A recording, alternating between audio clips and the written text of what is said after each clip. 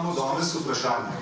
Tako da, žal, oziroma, da je veliko iskateljev, kdo bi rad postavil vprašanje, dobrodošlo.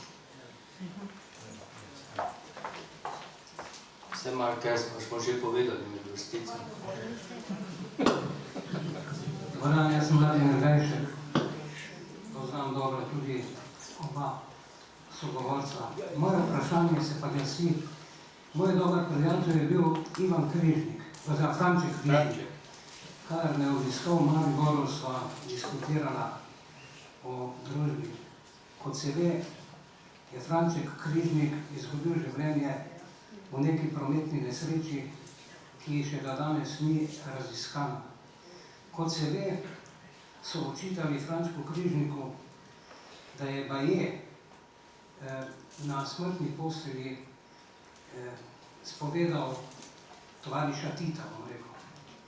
Skratka, moje vprašanje se glasi, ker sva pač s Frančkom tudi dosti diskutirala, kakšna je danes razlika v pojmovanju neke srčnosti, nekega srčnega odnosa do naroda, do cerkve, do Jezusa, kot je bila takrat.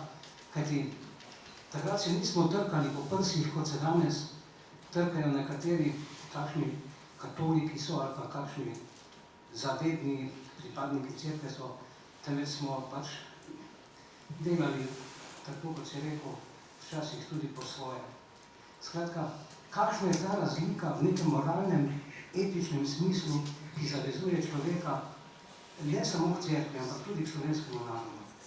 Ker tu so določene žrtve. Kar zadeva Frančeka Križnika, jaz osebno menim, da tista nesreča ni mogla biti nastavljena, čeprav so določene okoliščine govorile absolutno v tej smeri, kajti Stalne adoracije Frančka Križnika prav nekaj mesecev pred njegovo smrtjo javno napadal v nekem govoru na Dolenjskem. Poleg tega je bil v avtu z Frančkom Križnikom moj sošolec Martin Kmetec, ki je moral oditi iz Slovenije zaradi tega, ker ni hotel sodelovati z Udbo in mu je škof Lenič uredil študij v Münchenu. To sta na cvetno soboto sta peljala oljčne vejice na eno župnijsko skupnost slovensko blizu Münchena in po pripovedovanju duhovnika Rozmana, ki če kdo, potem bi on gotovo, ker sta bila z njegovim avtomobilom, gotovo raziskal in ugotovil, da je ta nesreča bila nastavljena.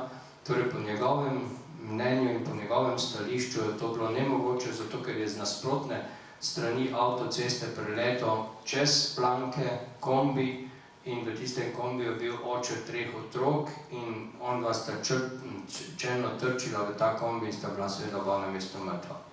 Tako da jaz izključujem atentat.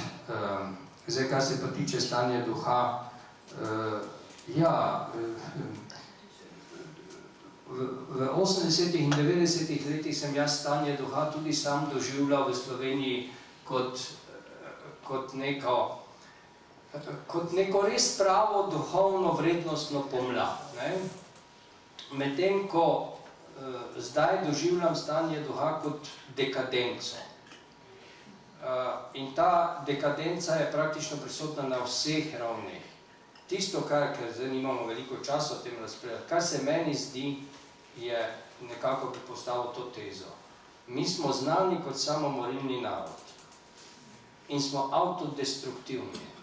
In to autodestrukcijo izvajamo tudi nad svojo lastno državo. In mislim, da je tu eden od ključnih problemov. Še kakšno vprašanje mogoče? Troha Miro tukaj. Najprej bi povedal podatek glede cerkvenega premoženja, sicer zemljiškega. Cerkev ima v lasti, kot je povedal že škof Šuštar, pred nekje okrog 92-93 leta, okrog 100 000 hektarov zemljišč, to se pravi gozdov in ostalih. To se pravi 100 000 hektarov, to je 1000 kvadratnih kilometrov.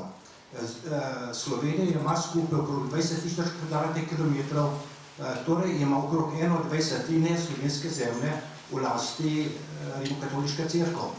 To bi samo tako za mimo grede. Tako da to ni malo, če bi bili dobri gospodari, bi verjetno lahko to lepo reševalo katoliško cerkev.